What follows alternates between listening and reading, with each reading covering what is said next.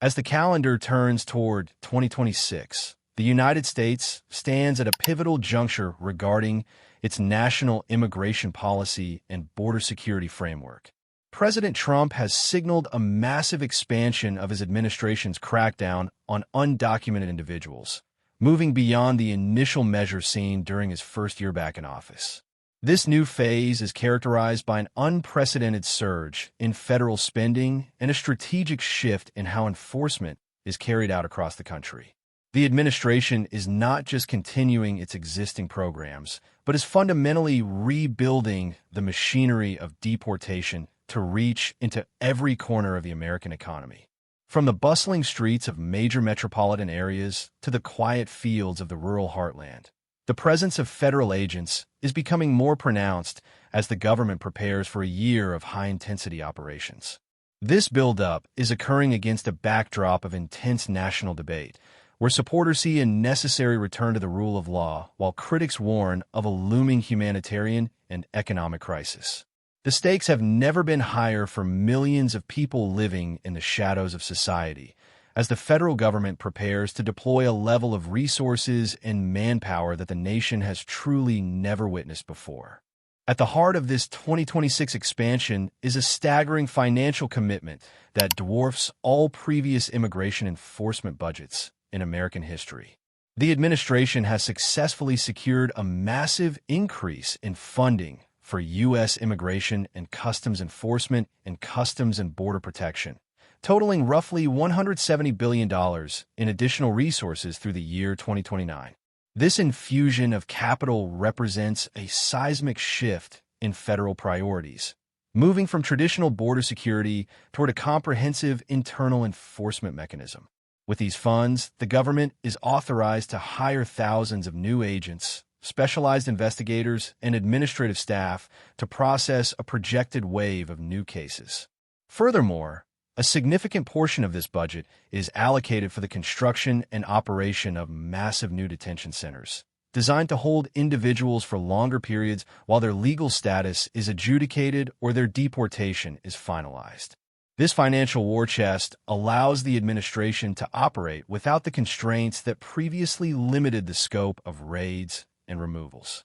By decoupling enforcement from the standard annual budget cycles, the administration has created a self-sustaining engine of deportation that is now poised to accelerate rapidly as the new fiscal year begins across the country and the border regions. In 2025, the primary focus of immigration enforcement was largely centered on high-profile residential arrests and targeted operations in urban centers that had long declared themselves as sanctuary jurisdictions. However, as we enter 2026, the tactical playbook is undergoing a radical transformation that will see agents moving directly into the workplace. Federal officials have announced a new strategy that prioritizes large-scale sweeps of economically vital industries, including commercial agriculture, food processing plants, and heavy manufacturing facilities. These workplace raids are intended to act as a powerful deterrent to employers who continue to hire undocumented workers despite the mounting legal risks. By targeting the economic incentives for immigration, the administration hopes to trigger a wave of self-deportation as job opportunities for the undocumented population begin to evaporate. However, this shift toward industrial enforcement is causing deep anxiety within the business community, as many sectors rely heavily on immigrant labor to maintain their production schedules. The move into factories and farms represents a significant escalation in the government's willingness to disrupt established economic patterns in pursuit of its broader immigration goals, signaling that no sector of the American economy will be considered off-limits or exempt from the ongoing federal crackdown. One of the most controversial elements of the 2026 strategy is the aggressive expansion of the denaturalization program, which seeks to strip American citizenship from individuals who have already completed the naturalization process. The administration has issued new guidance to field offices across the nation, instructing agents to prioritize cases where fraud or misrepresentation is suspected during the initial application phase. While denaturalization has historically been a rare occurrence reserved for extreme cases like war criminals or terrorists, The new directive sets an ambitious target of 100 to 200 cases every single month. This represents a massive increase from the historical average and has sent a chill through immigrant communities, including those who have been citizens for decades.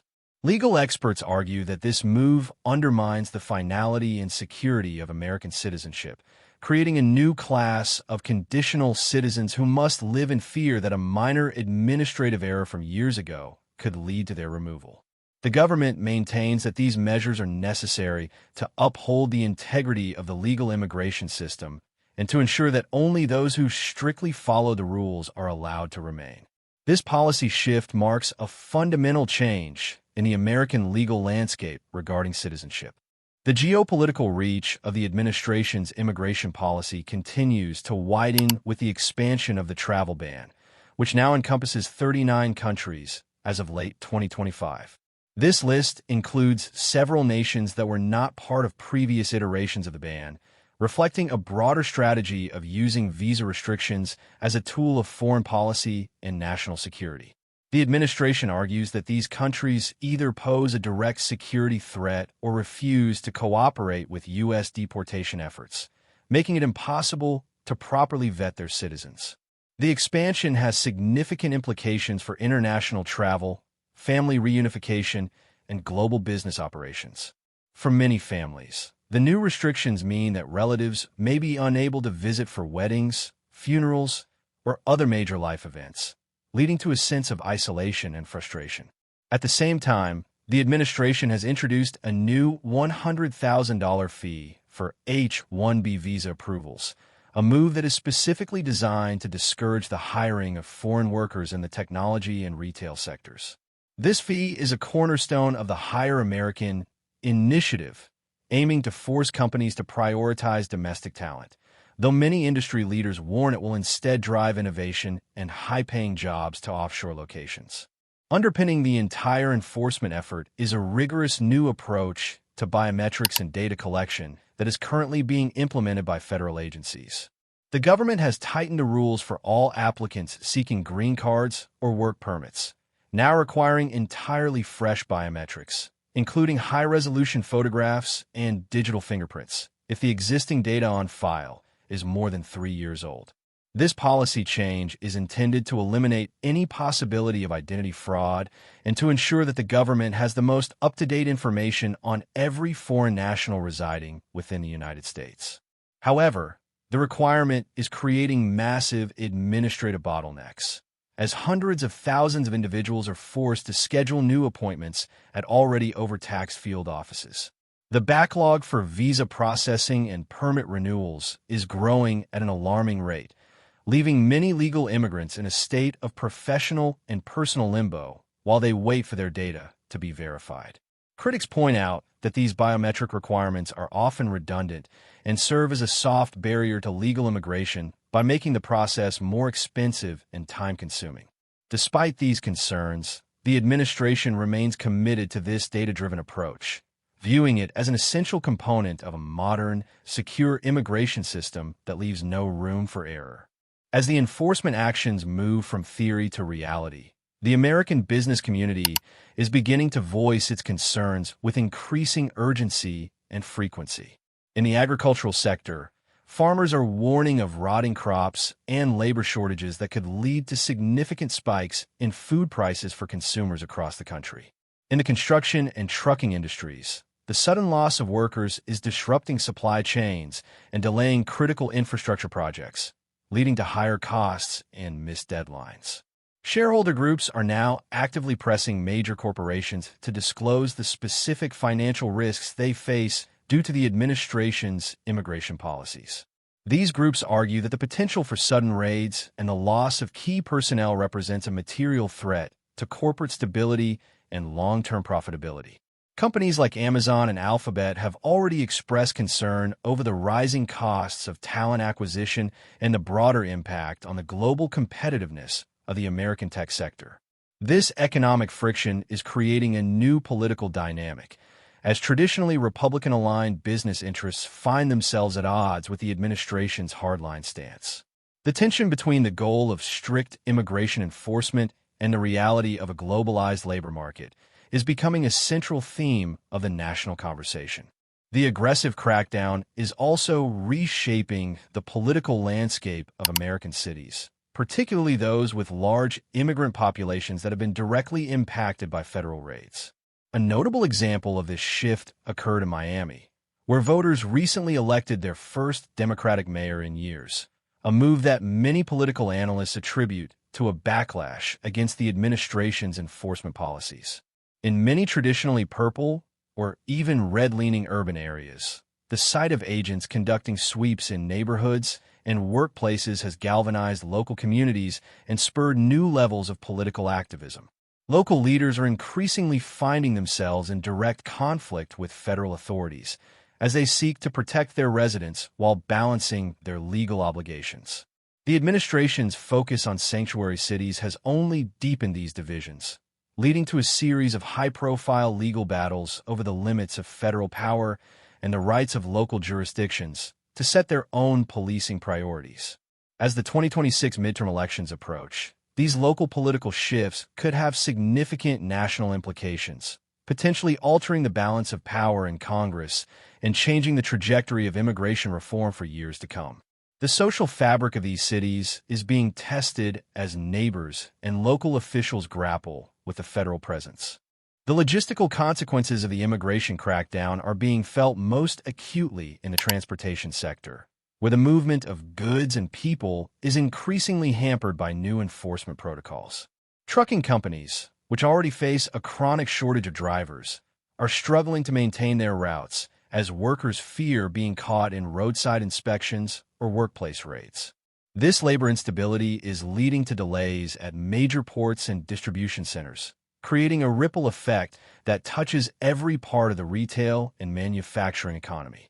Furthermore, the administration's focus on border security has led to increased wait times for commercial vehicles crossing from Mexico and Canada, further complicating just-in-time delivery schedules that many businesses rely on.